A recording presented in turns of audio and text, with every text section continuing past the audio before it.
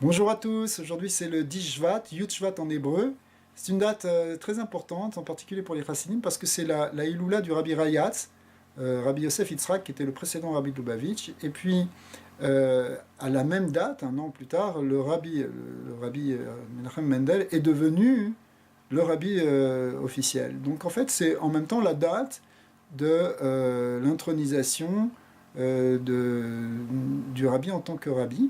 Et donc c'est une date marquante où en quelque sorte les chassidim peuvent s'attacher à leur rabbi ce jour-là. C'est une date de joie, on est tous dans une grande simcha.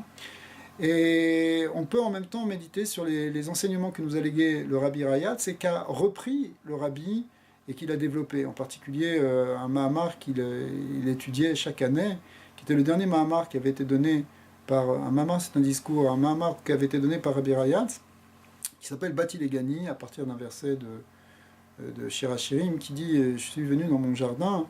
Qui dit ça? C'est Akadosh Baruch Hu, c'est la Shrina qui est venue dans son jardin. Son jardin, en fait, c'est le monde d'en bas, le monde terrestre. Comme si ce monde-ci, c'est finalement le jardin personnel, intime du Créateur, et c'est ici que Akadosh Baruch Hu veut résider. Et toute l'idée qui est développée dans ce Mahamar, c'est que par notre travail à nous, qui est un travail où on va travailler sur nous, et on va travailler sur les choses de ce monde, à travers les mitzvot, à travers le tikkun de ce qu'on fait sur nos propres midot, eh bien, on arrive à finalement permettre à la Shekhinah, à la présence divine, de résider dans ce monde. Et c'est ça la finalité de la création, telle qu'elle est mentionnée dans les Midrashim, et telle que le Rabbi Rayatz le reprend, même les Rebbeim précédents aussi. Mais le Rabbi a développé ça pendant 40 ans. Chaque Yud Shvat, il reprenait un morceau du discours, et il le développait d'une manière très approfondie. Et à chaque fois, il a transmis ce message que finalement, toute la finalité, elle se joue dans ce monde. Elle ne se joue pas ailleurs. C'est pas, la Torah ne nous raconte pas ne nous dit pas que ce monde est simplement un monde vil, mauvais, qu'on doit quitter pour un monde meilleur. C'est un monde qui peut être le meilleur si on arrive à en faire le meilleur.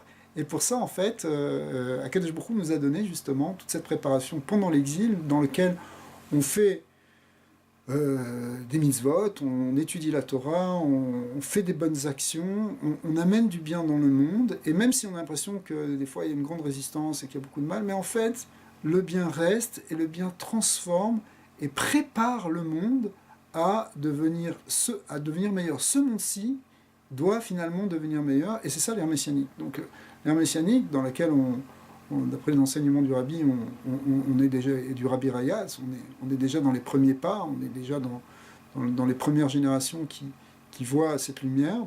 Eh bien, elle consiste à finalement à vivre dans ce monde selon un esprit de Géoula, c'est-à-dire un esprit où on voit Hachem, où on est libéré intérieurement, libéré de notre négativité, de notre méchanceté, de nos forces du mal. Et comme ça, on finit par influencer le monde autour de nous, qui va finalement renoncer justement aux forces du mal, et les forces du mal vont finir par disparaître.